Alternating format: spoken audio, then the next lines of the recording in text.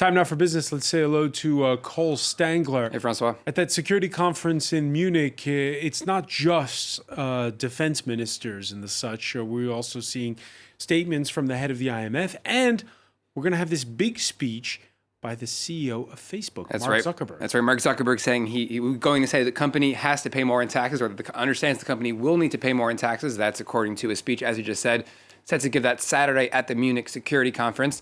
He'll also pledge his firm support behind an ongoing effort to rewrite global tax rules currently overseen by the OECD. According to an excerpt of that talk, the Facebook boss expected to say, quote, "We want the OECD process to succeed, so that we have a stable and reliable system going forward. And we accept that we may have to pay more in taxes paid in different places under a new framework." Of course, now that comes amid growing criticism that tech firms are not paying their fair share, especially in the European Union, frustrations that Zuckerberg says he understands, according to that speech. Meanwhile, here in France, automaker Renault has reported its first annual loss in a decade, driven by company sales falling 3.3% last year compared to 2018. Interim CEO Clotilde Delbos said this year's outlook isn't a whole lot better, with new emissions regulations, falling demand in China, and the coronavirus outbreak all weighing on the firm.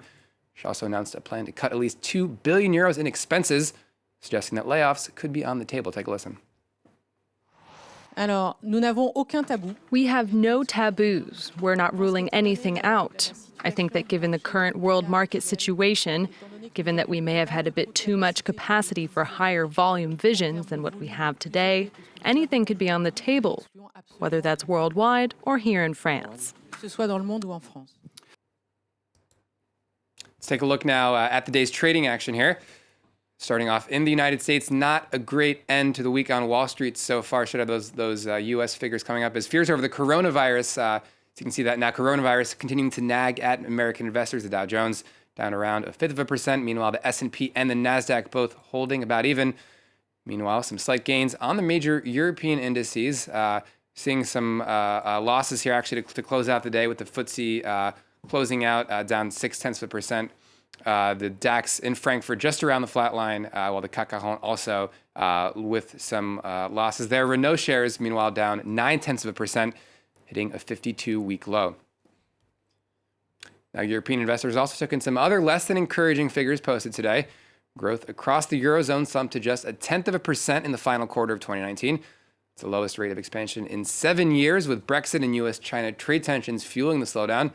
Same time, growth in Germany's export-oriented economy has fallen to zero. The auto industry struggle is playing an additional role there. Many investors believe the European Central Bank is poised to further cut interest rates next month.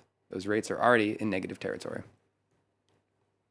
Next up to the north of France, where workers are reacting to reports of rail giant Alstom preparing to buy up the rail division of Canadian firm Bombardier. Together, the firms employ over 3,000 people in the region and are said to be in advanced talks of a potential deal. Alison Sargent explains why and what it could mean. It's a purchase that could make Alstom the world's clear number 2 in railway equipment. The French train maker is in talks to buy the rail division of Canadian manufacturer Bombardier. Employees at this factory in northern France have mixed feelings about a potential buyout. It's easy to buy a group or a rail division, but then what happens? And it's not just us. Don't forget, we also work with subcontractors. We know that Bombardier has been having financial problems, so I think having Alstom's support could make things easier.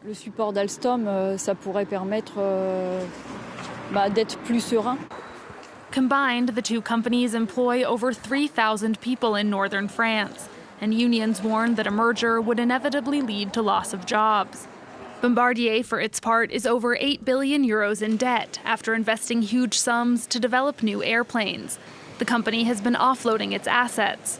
Earlier this week, Bombardier sold its stake in A220 planes to Airbus and the Quebec government. And now Alstom is reportedly offering some €7 billion for its rail division. The benefit for Alstom is to form a rail industry giant, which would generate about €15 billion, and which would allow them to share the costs of research and development and commercialization, and to keep up with their rivals. Alstom and other manufacturers have been fighting to counter competition from Chinese industry leader CRRC Corp. Alstom already tried to join forces with Germany's Siemens, but the EU blocked the merger last year over antitrust concerns. And finally, today, of course, is a big day for florists, but they're not the only ones making an extra buck this Valentine's Day. According to MasterCard, global spending on gifts has shot up 17% between February 11th and February 14th over the last 3 years. That includes purchases on things like hotels and restaurants, as well as flowers and jewelry. Spending jump has been even bigger here in France, increasing by some 50%. Francois, Valentine's Day, historically bigger deal in the Anglophone world, the UK, definitely the US, but appears to be catching on here, at least according to MasterCard. Another sign of globalization. Many thanks, Cole Stangler. There'll be more business news later.